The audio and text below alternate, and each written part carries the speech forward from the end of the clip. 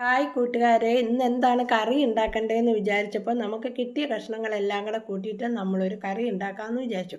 അതിന് വേണ്ടിയിട്ട് മുരിങ്ങക്ക, കോവയ്ക്ക, ക്യാരറ്റ്, മാങ്ങ എല്ലാം കൂടെ കൂടി അരിഞ്ഞ് നമ്മളൊരു കുക്കറിലേക്ക് ഇട്ട് ഉപ്പ് ഇട്ടിട്ട് നമ്മൾ നന്നായി ഇളക്കി മൂടി വെച്ച് വേവിച്ചു.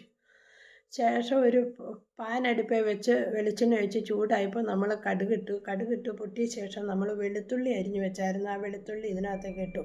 പച്ചമുളക് ഇട്ടു.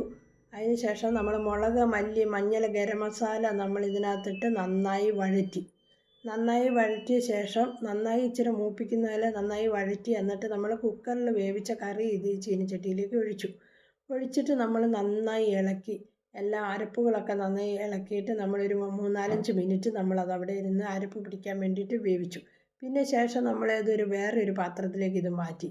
ഈ കറി നിങ്ങൾക്ക് എല്ലാവർക്കും ഇഷ്ടപ്പെടുമെന്ന് വിശ്വസിക്കുന്ന ഞൊടിയിടയിലൊരു കറി.